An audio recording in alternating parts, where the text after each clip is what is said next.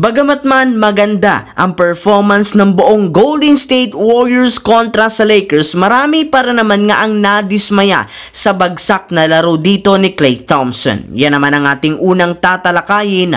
Nasasamahan ko na rin ang balitang nagsisisi nga daw ang Clippers kay Shai Gilgeous-Alexander at ang balitang sinasayang lamang nga po ni Coach Darvin Ham ang dalawang guard ng Los Angeles Lakers sa hindi niya gamit ng maayos sa dalawang ito. Kaya mga idol, tara!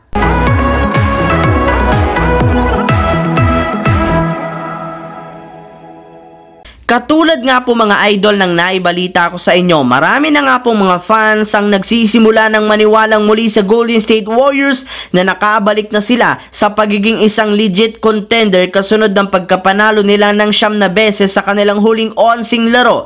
Ika nga'y kapag nagtuloy-tuloy pa ang kanilang pagkapanalo, hindi malabo na umabot pa sila hanggang sa ika-5 sa West since 5 games lang naman ang kalamangan sa kanila dito ng New Orleans Pelicans. Ngunit ang problema lamang sa Golden State Warriors, may ilang mga analyst para naman ang hindi kumbinsido sa kanilang superstar na si Klay Thompson since kahit man binigyan na ito ng oportunidad na pangunahan ng kanilang bench, hindi para naman nga niya ito nagagawa matapos magkapagtala lamang siya ng 3 points, 4 rebounds sa kanyang 1 out of 9 shooting kontra sa Lakers. Kaya dyan palang kitang-kita na bagsak at napaka-inconsistent para naman ang laro ngayon ni Klay Thompson na hindi pwedeng pagkatiwalaan ng Warriors. Habang dumiretso naman tayo sa ating pangalawang storya sa balitang nagsisisi na nga daw po ang Clippers kay Shai Gilgeous-Alexander. Matagumpay nga po na napatumba kahapon ng Oklahoma City Thunder ang Los Angeles Clippers sa pangunguna ni Shai Gilgeous-Alexander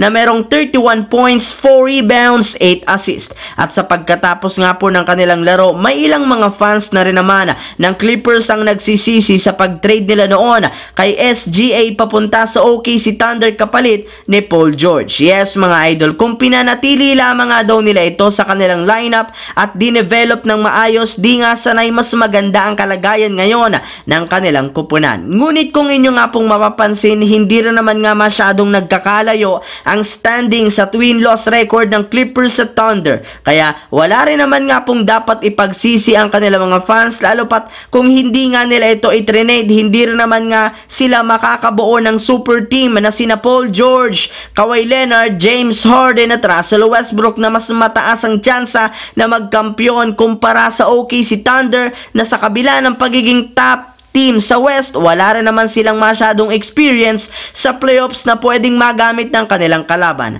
Samantala, dumako naman tayo sa ating huling storya sa balitang sinasayang lamang nga daw po ni Coach Darvin Ham ang dalawang guard ng Los Angeles Lakers. Kasunod nga ng sobrang nakakadismayang pagkatalo ng Lakers laban sa Warriors kahapon, ay may ilan nga po sa kanilang mga fans ang sinisi dito si Coach Darvin Ham since hindi nga nito alam kung paano gagamitin ang kanilang mga guards na sina Skylar Mays at si Spencer Dinwiddie. Sa parte nga po ni Dinwiddie, hindi nga masyadong binibigyan ng play at green light na tumira o gumawa ng puntos. Yes mga idol, ginagamit lamang nga nila siya bilang playmaker at hindi bilang scorer na siyang dahilan bakit lumalamig ngayon ang kanyang shooting sa 3-point line. Habang pagdating naman kay Skylar Mays, bagamat man alam nila na meron itong maibubuga at may tutulong sa Lakers, ay ginamit lamang nga ito ni Coach Darvin Ham sa garbage time ng kanilang nakalipas na laro na siyang ikinadismaya ngayon ng kanilang mga fans. Kaya kailangan nga itong baguhin ng kanilang team, especially ng kanilang coaching staff. So yun lamang mga idol ang ating bagong video ngayon. Once again, this is your J-Zone TV. Huwag kalimutang mag-like at syempre mag-subscribe. Pindutin ang notification bell sa akin channel para lagi kayo maging updated sa mga videos na pinapalabas ko. Isang malaking shoutout sa lahat mga idol. Syempre bisitahin nyo na ang ating Facebook page, J-Zone TV. Thanks for watching mga idol.